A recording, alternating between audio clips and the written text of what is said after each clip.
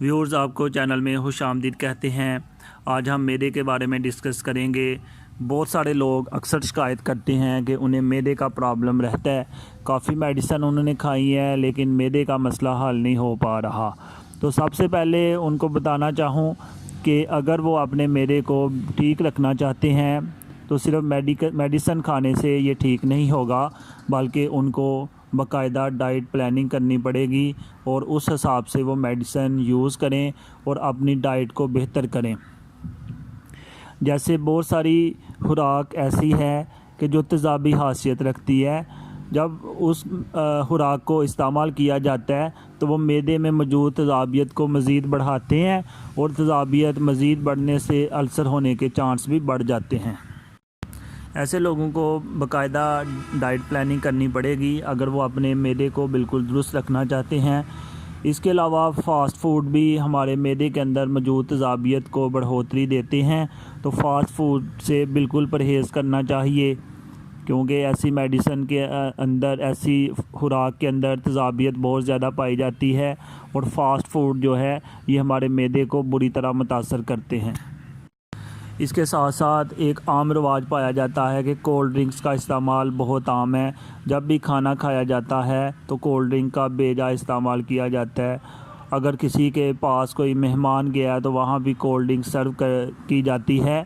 तो अगर आप अपने मैदे को बिल्कुल ठीक रखना चाहते हैं तो कोल्ड ड्रिंक से बिल्कुल परहेज़ करें, क्योंकि कोल्ड ड्रिंक के अंदर एक नॉर्मल जो बॉटल होती है 250 ml वाली, उसके अंदर 10 से 12 चम्मच चीनी मौजूद होती है और इसकी तेज़ाबियत बहुत ज़्यादा होती है। जैसे ही हम कोल्ड ड्रिंक इस्तेमाल करते हैं तो मैदे के अंदर तेज़ाबियत का एक तूफ़ान बर्पा हो जाता है और इसके अंदर जो शुगर होती है इसकी वजह से भी हमारे माइंड के ऊपर बहुत बुरा असर पड़ता है। ये दोनों चीज़ें मिलकर हमारे मैदे की तेज़ाबियत को बहुत ज़्यादा बढ़ा देते हैं और तेज़ाबियत जब बढ़ती है तो मैदे के अंदर अल्सर होने के चांसेस बहुत ज़्यादा बढ़ जाते हैं। मैदे को बिल्कुल दुरुस्त रखने के लिए ऐसी खुराक जिनके अंदर तेज़ाबियत पाई जाती है उनसे मुकम्मल तौर पर परहेज़ करें और ऐसी खुराक इस्तेमाल करें जिनके अंदर तेज़ाबियत नहीं पाई जाती। उनके अंदर बेसिक प्रॉपर्टी मौजूद होती है, यानी असास वाली प्रॉपर्टी मौजूद होती है। बहुत सारी डाइट प्लानिंग करनी पड़ेगी आपको। तो उसके बाद अगर आप मेडिसिन ना भी यूज़ करें तो आपका ये सारा कुछ डाइट से ही मैनेज हो जाएगा। इसके अलावा मैदे के अंदर तेज़ाबियत बनने की सबसे बड़ी वजह ये है कि खाना खाने के बाद वहीं पर लेट जाना। तेज़ाबियत को कंट्रोल करने के लिए ज़रूरी है कि खाना खाने के बाद चहलकदमी की जाए,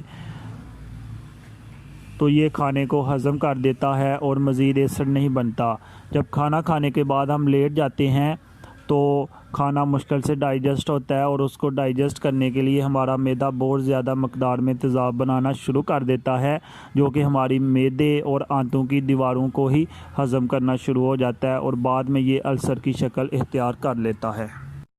तो ऐसे लोग जिनको मैदे का बहुत ज़्यादा प्रॉब्लम हो वो ये डाइट प्लानिंग करने के साथ साथ मेडिसिन भी इस्तेमाल कर सकते हैं। जैसे एक मेडिसिन आ रही है कैप्सूल की शक्ल में, जो कि हमारे एसिड को, हमारे तेज़ाब को कंट्रोल करता है।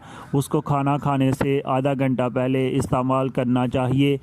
ओमेगा नाम से एक कैप्सूल आ रहा है, ये कंपनी है, मुख्तलिफ़ कंपनीज़ ये दवाई बनाती है। इसके अंदर जो मेन मेडिसिन होती है उसको मेप्राजोल कहते हैं। जैसे एक राइज़र कंपनी से भी आ रहा है ये ओमेगा। इसके अलावा बहुत सारी कंपनीज़ हैं जो कि ये मेडिसिन तैयार करती है। तो इसको खाना खाने से आधा घंटा पहले इस्तेमाल करें। रोज़ाना एक कैप्सूल काफ़ी है। अगर रोज़ाना एक कैप्सूल खाने से तेज़ाबियत कंट्रोल नहीं होती तो इसको बढ़ाया जा सकता है।